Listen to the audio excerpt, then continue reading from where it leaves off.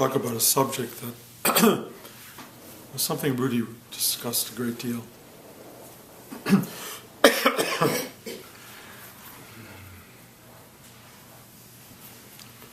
And it's called Death and Rebirth.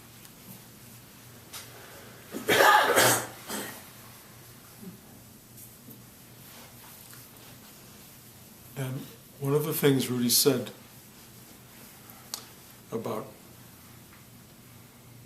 spiritual practice and the process of growing and evolving as a spiritual person was that in order to grow, evolve, expand,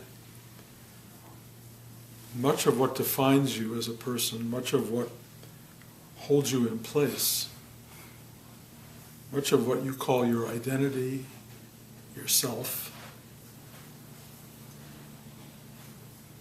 needs to fall away. I've explained this a lot to you, but so much of who we are is built on a foundation that a 4-year-old laid. You are the creation of something that started very early on, and for most people is never re-examined during the course of their lives. They just want what that 4-year-old wanted. A certain kind of love, a certain kind of acknowledgement, a certain kind of affection. And they keep struggling for it in the same ways that they did then. If they wanted it from their mother, suddenly they want somebody who represents mother.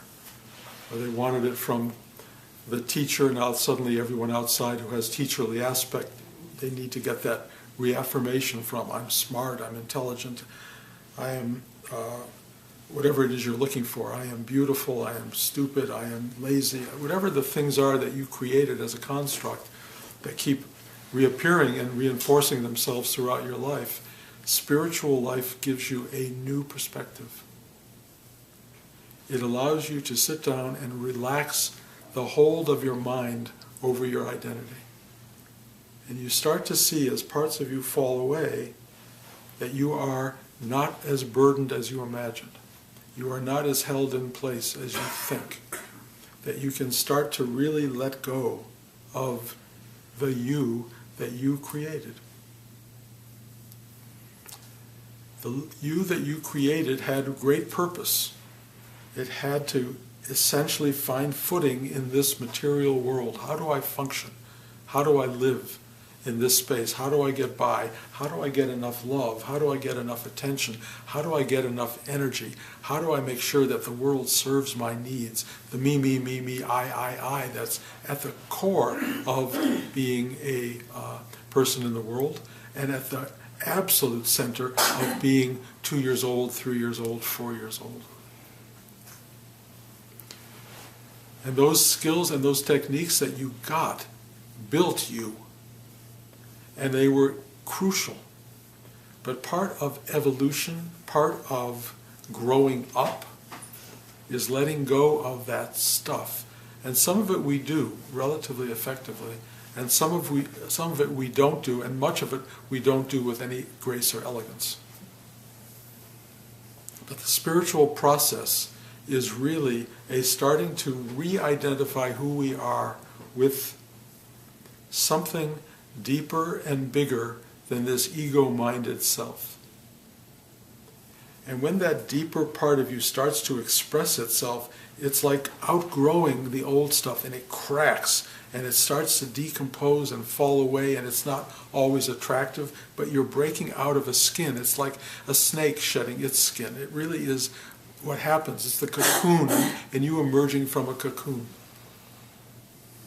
And that process involves the death of what you were, or what you identified with.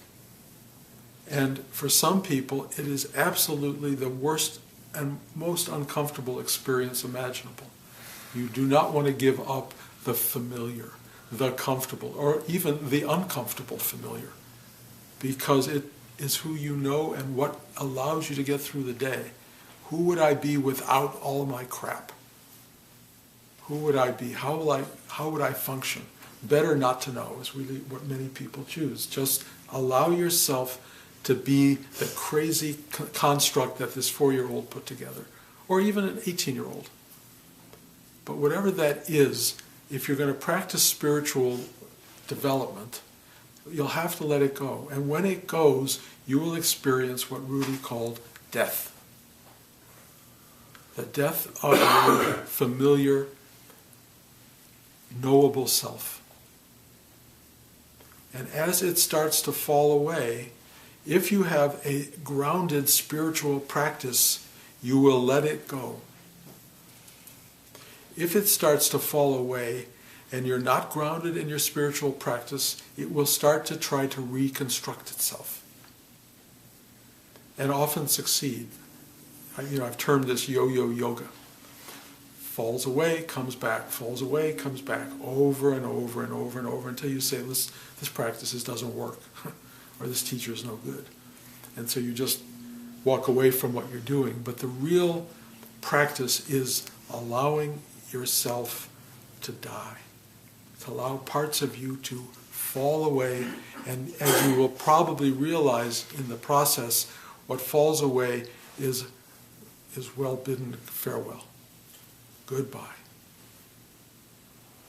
But because it's familiar, because it's the you that you've known, it's very hard to let it go. And when it starts to go, you will find this is true with everything you let go of. Nothing becomes more precious than in the moments it's going away. The apartment you never loved suddenly never looks better than when you leave it. It's our nature. It's our nature to fall in love with the thing we're losing. But letting it go is essential. And what it feels like when you let it go is complete shit. It's the worst. There's nothing comfortable about letting go of who you were. And you will experience a kind of divine suffering. Rudy said you'll feel like you're at the bottom of the pecking order. Everything in life that can pick on you will pick on you. It'll be like Mercury in retrograde. All your computers will stop working, your phone won't work properly. Everything will be awful. And you will be without any kind of help that you can think of, because the help you want is to recreate what was. And that's not what's happening. What's happening is the recreation, let me put it this way, the new creation of who you are. As your old patterns disintegrate and fall away, you will experience suffering. Because there will be a scramble in your mind for what now? What do I hold on to? Where's my grounding? Where's my footing? How do I get through the day without me? How will I function?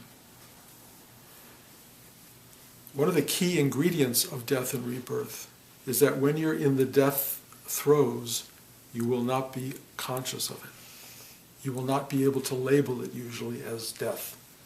You will just think of it as depression. You'll think of it as all your old dramas coming up, all your old stuff coming up again.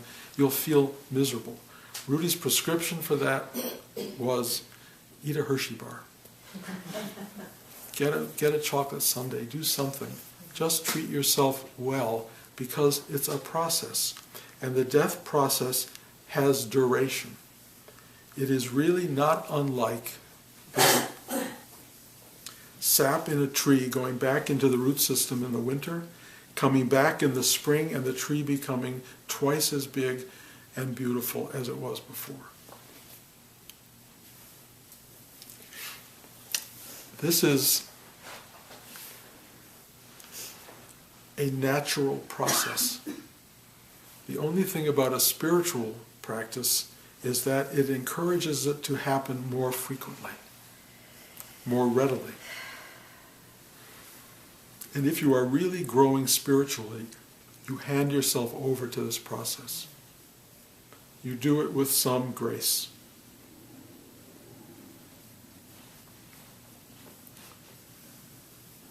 At the core of our practice is this desire, this wish that says, please help me to surrender. It is a wish to free yourself. It is a wish to let go. It is a wish to be free. It is a wish to be open. And asking for help to surrender is really valuable when you are going through this deep, deep suffering that comes from dying.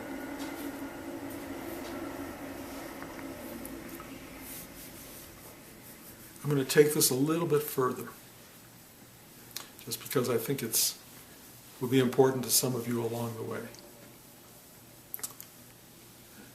Ego death, which is really what we're talking about. Ego death is the loss of parts of your identity. Rarely, but occasionally, it's the loss of your entire ego mind. My experience, as I've said many times, was 45 years of dropping off parts of this Bruce guy. And then finally, at one moment, quite unexpectedly, the last piece fell away. And there was just nothing left. But that wasn't totally true. The Bruce guy wasn't left, but all the rest of this was. It's just there wasn't a Bruce in the center. There just was all of this, period. There is no center. There only is. And that is phenomenally present. The tiny ego mind that thinks it's everything suddenly gives way to what is everything. And there you are, what we'll call totality. Totality, which is both known and unknown. What's really fascinating about the known totality is that it's based on what you feel, what you experience, and a kind of remarkable sense of presence. There is this emanating presence, and at the core of this presence is something, I would call it a kind of embrace. It's an embrace, it's a powerful acceptance of what is. It's a yes to life. It's a yes to being. It's a yes to existence. And it has as part of its flavor a kind of flowering, expansive, immersive, unfolding reality. It's hard to believe how big it gets or how big it is. It's hard to believe that every time you think you are in some ways aware, greater awareness occurs. Every time you think there's a known, it becomes an unknown. Every time you think there's a handle, it disintegrates. There is nothing to hold on to. There is only the infinite what is that is never the same thing twice. You will learn when you arrive at this place that it is endlessly instructive, endless discovery.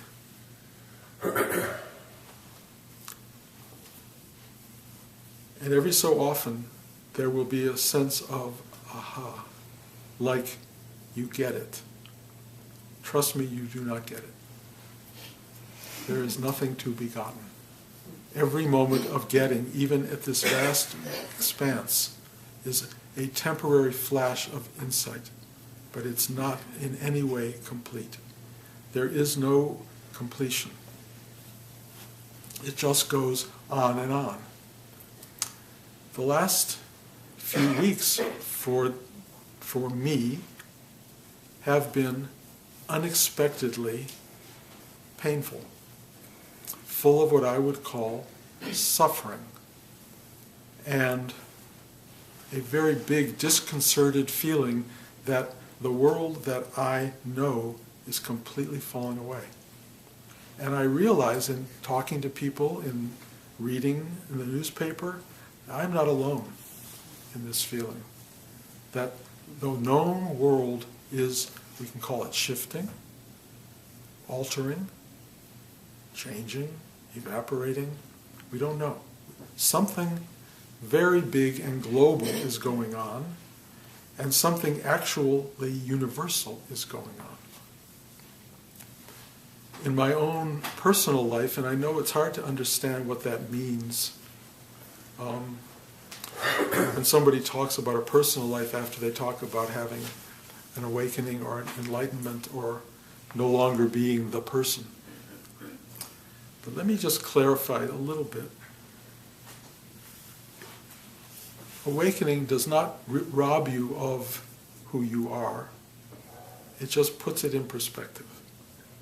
What used to be the center of the universe is now an obscure little molecule in a vast cosmos of existence. And you are suddenly the cosmos and the molecule. As I was saying in the introductory class today, I don't care how cosmologically vast you become. If I were to hold your breath for 4 minutes or 5 minutes, that molecule will express itself with enormous immediacy and disturbance.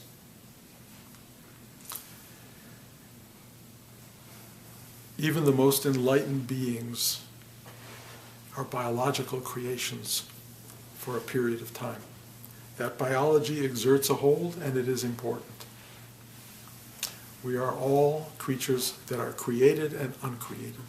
We are all infinite and temporary at the same time. We are this extraordinarily dualistic, non-dualistic reality.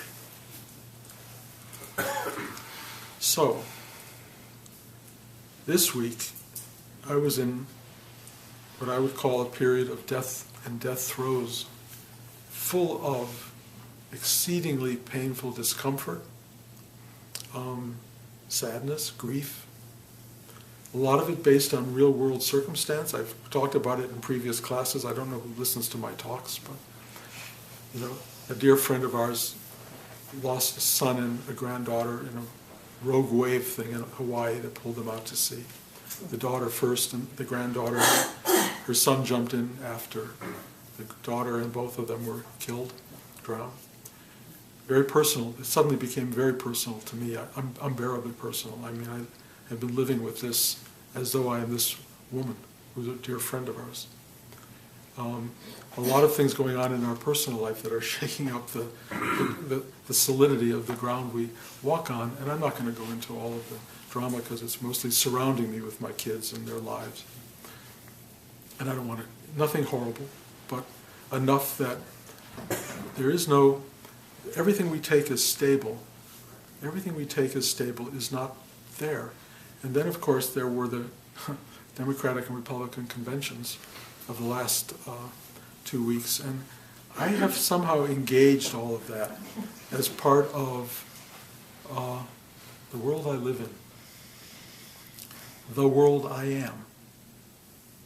And it's a disconcerting universe. It's absolutely playing out in ways that it has never played out for me in this lifetime, in this particular lifetime. And now this is my world.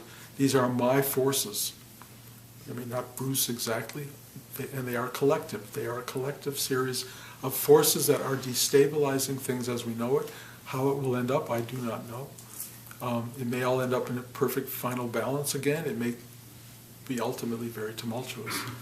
But all of this is playing out, and the relationship to it is very intense and discomforting. Bring it to the present moment. I sit with you in class, and the moment I sit down, something transformative occurs. A level of presence deeper than anything I've known arises, and it connects me to each of you in ways that is hard to describe. It's not unlike what happens in the normal class, but today it was like beyond anything I have known before. The word that came to me, because I didn't understand why in a position of such lostness, which is what I've been feeling, that such a feeling of being found and clarified had arisen. It's really like the rebirth is taking place, that the death process has had to happen. It had to begin to shatter the ground underneath my sense of familiar and comfortable, to begin to allow something totally new to arise. What began to arise in this class was a connectedness with each of you, and the sense that I got from it was how important you are to the world that is forming, and how much you were being made into what I will call warriors. Whether you accept that role or not is totally up to you, but you were presented today with the swords and the forces, the tools that you will need to do battle in the world. Not battle against the world, for the world. That the world needs you. I know this sounds kind of, like Bruce the dramatist, or here's another movie of some kind. But it's not that. It's not that. Something is going on. Something is going on. Who else is going to take responsibility? Who else is going to go out there and do the work? It's really interesting, If you've ever read Lord of the Rings, why is it a little hobbit that's suddenly the one who has to save the world? Why is it in all great fiction, it's the reluctant hero? Nobody wants to go to the hero who wants to be the hero. That's not interesting.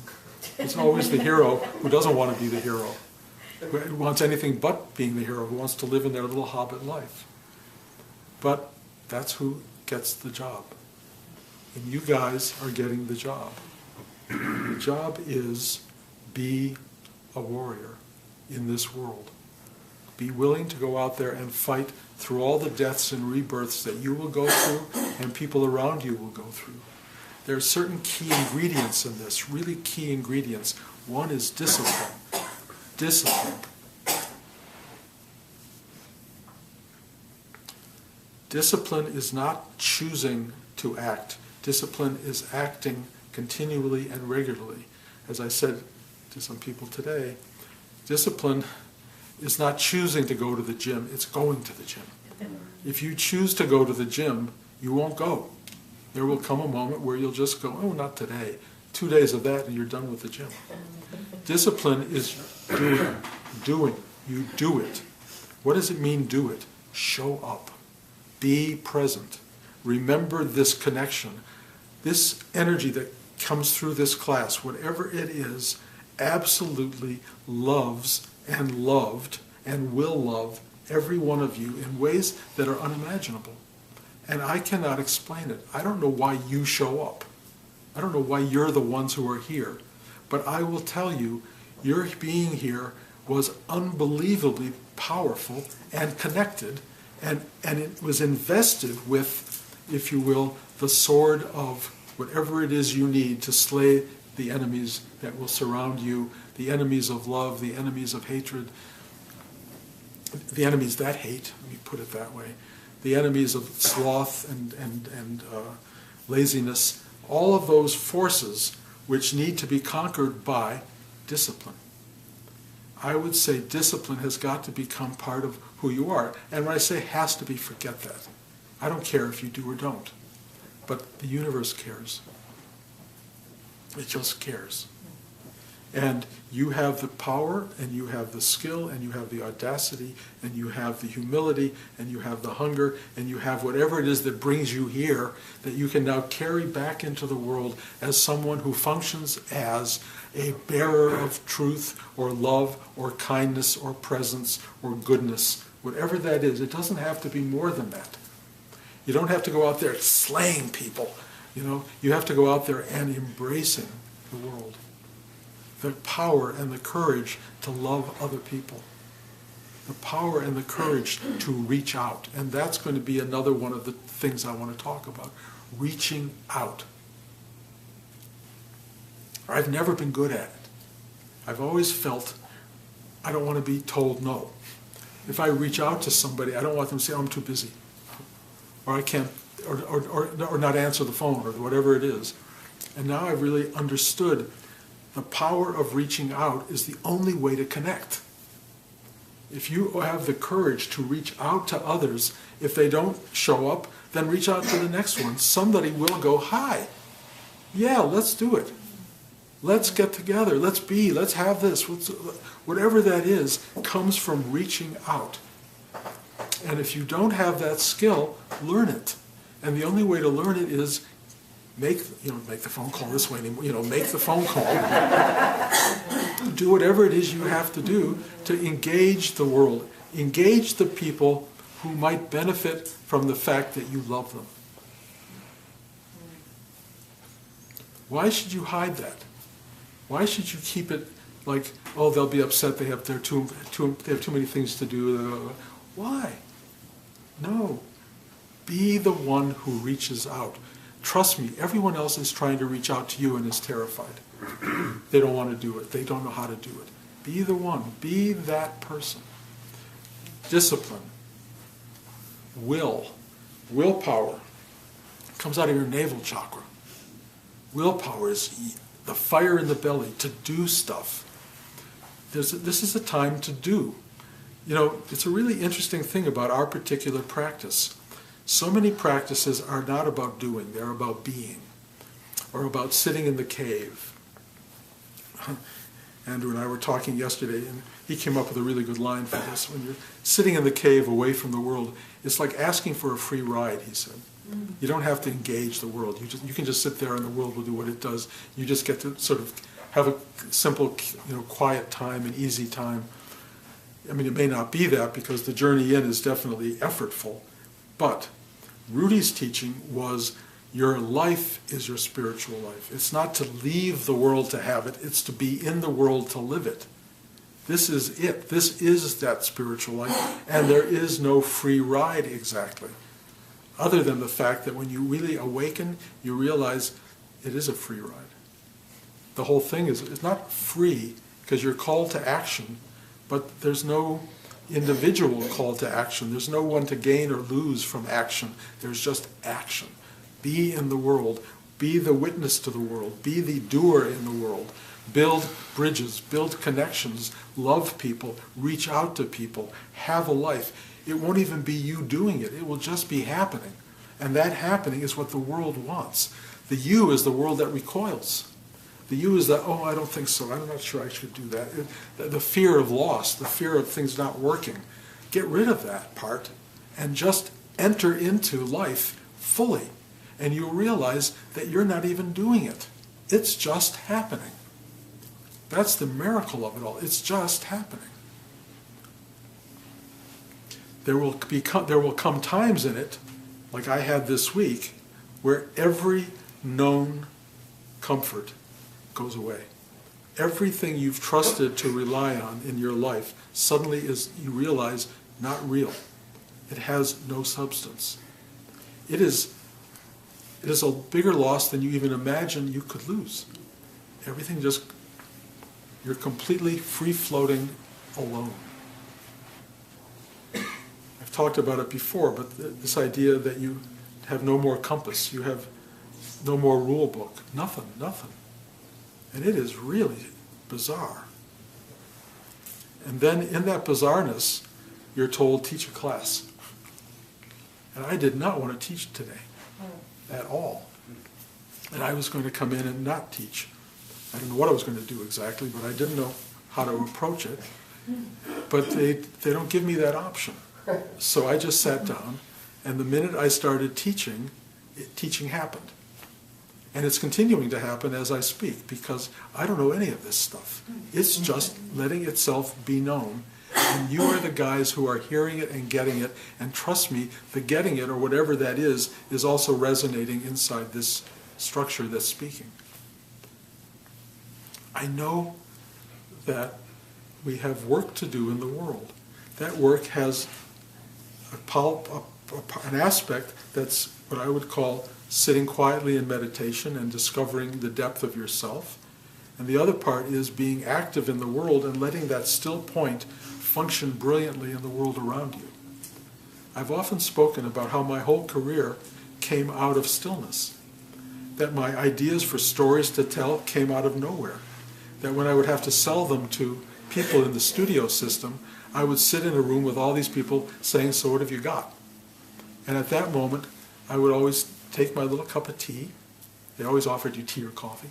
So I'd have a cup of tea, and I would wait a moment and put it down. And as I was lifting it to my lips and putting it down, they were in a state of stillness as well. They were like totally expectant.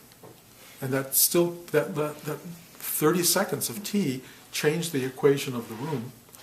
And then this thing started to rise up and go out. And because my throat chakra over time had opened up, it was able to express what I thought and felt clearly.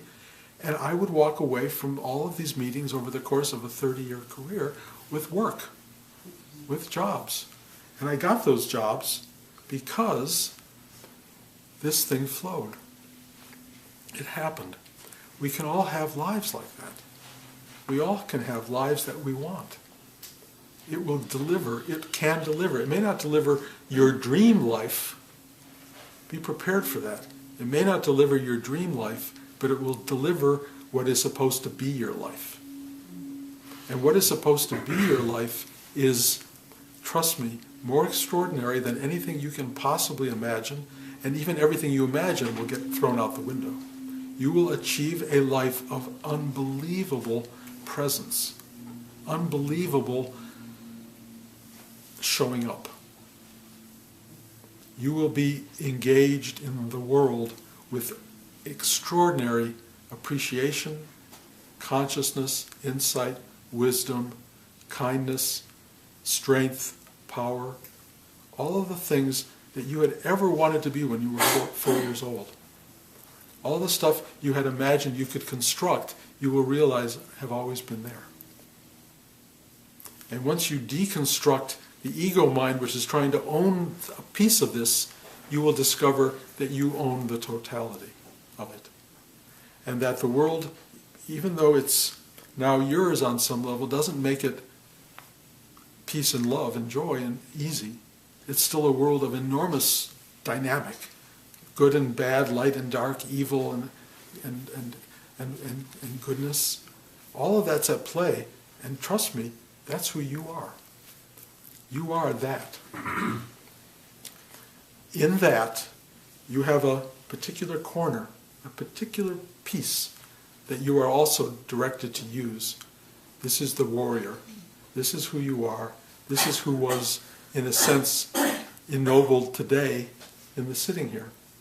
You were given the sword that you need to take out of this room to live a life of conscious embattlement, if you will, for the forces of whatever it is you represent.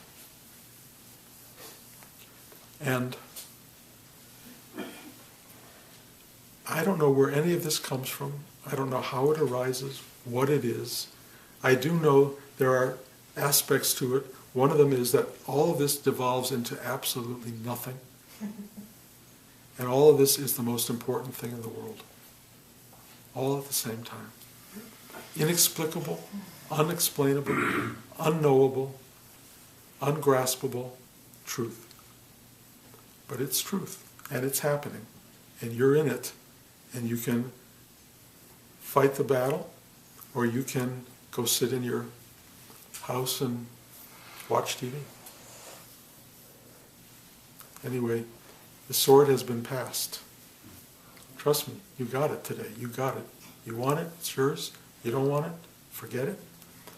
Chances are, if you come back here again, it'll get passed again. Something is going on. We are part of it. We are a big part of it. We have our role to play. And it's not a role that has to be celebrated in The Lord of the Rings or in any other big novel.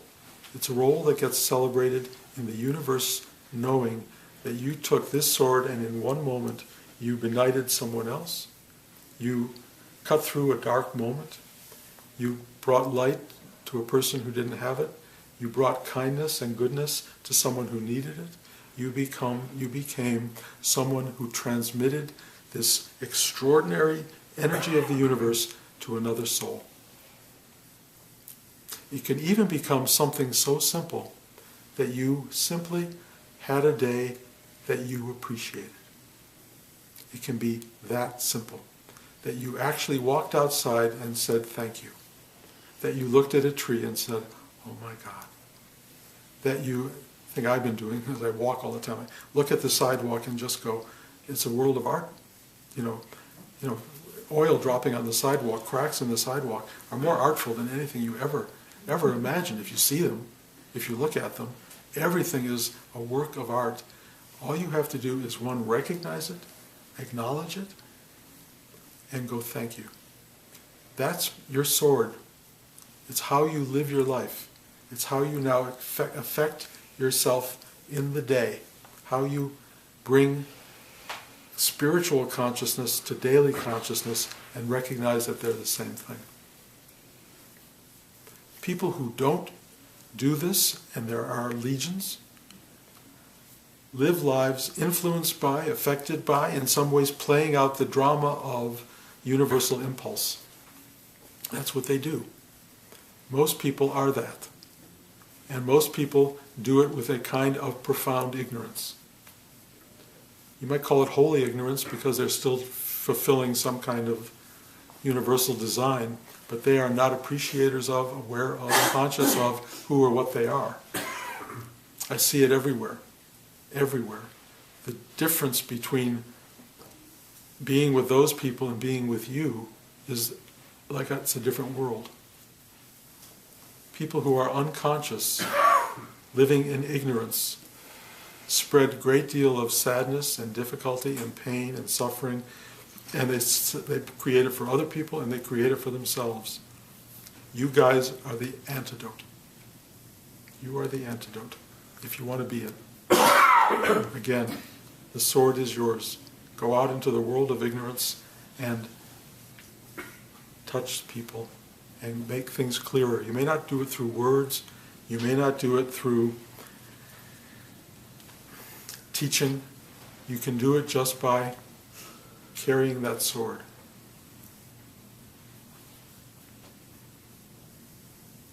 I have a painting in my house in San Rafael. It's a Japanese print, really, of a man clearly illuminated with a flute walking down the road.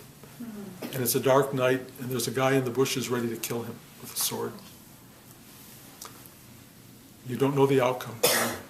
You have no idea what the outcome of that moment is. But this man playing the flute, you get the feeling that that music is going to transform that guy with the sword, that the killing that's waiting to happen will not happen. But if it does happen, the guy with the flute will prevail. By that I mean he may get his head lopped off, but that music will keep playing. Your sword is like the flute. It's the thing you carry. Use it. Use it. Chop through the density of the stupidity of the world and hold it as a beacon of simple light and illuminate that which is around you. Be that presence. And I've said it now 400 different ways. Take what I said. Good luck. Any questions today?